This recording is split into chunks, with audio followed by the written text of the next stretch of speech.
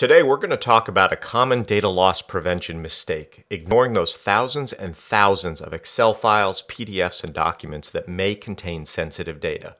We're going to show you the technology and, more importantly, the 4 steps that we follow to find files, figure out which ones are high risk, and make sure they don't get stolen or lost.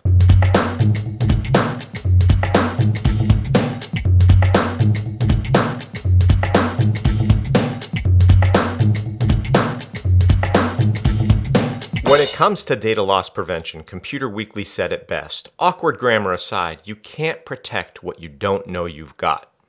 Most companies we talk to have no problem identifying the structured systems and the databases that hold their sensitive data.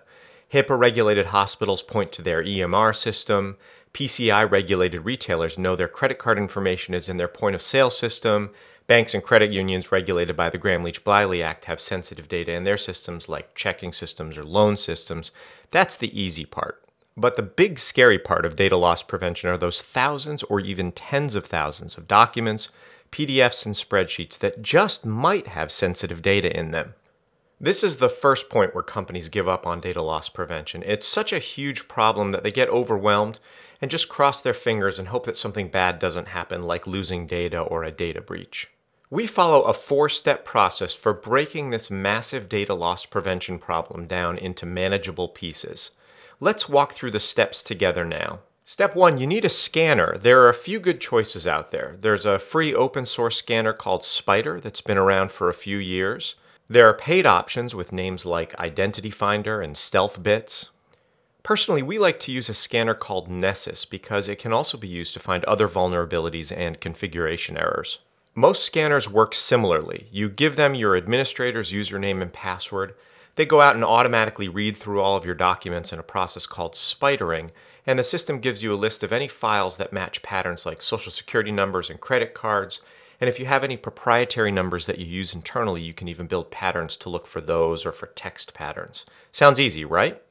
But there's a catch. We recently ran a scan of just a single server at a relatively small company, and we got 15,244 hits.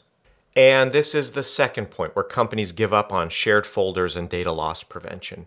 They try the scanning software and get so overwhelmed by the results, but you can reduce this to a more manageable number, and we're going to show you how. Step 2 in our process is you build a whitelist. A whitelist is a list of items that you're going to ignore next time you scan. Review the list of numbers that came up in your alerts and exclude any nonsense numbers like zeros or 1, 2, 3, 4, 5, 6, 7, 8. Ignore alerts that are for any locations where you know files are secure, the places where you're supposed to be storing sensitive data like secure folders. And quickly look through the list for alerts that are obviously okay. Now the key here is don't spend a lot of time on this. Don't spend more than an hour or 2 on this pass. We're going to be going through an iterative process that will eventually reduce the number of alerts to something a lot more manageable. Next, for step 3, look at the date of the files. For old files, ask users if they can be deleted or if they can be archived in an encrypted and secure location. Finish this up and then repeat this process. You're going to need to go through it 5 or 6 times until you get to a small enough number of alerts where it makes sense to review them one by one. Remember the company that had 15,244 possible alerts?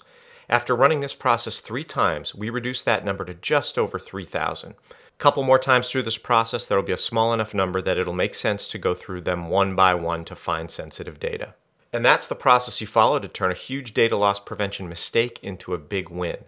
And now that you've found the high-risk files, you can put extra data loss prevention controls on them to make sure that they're not emailed, printed, copied, and that access rights are locked down properly. Do you want more help with data loss prevention?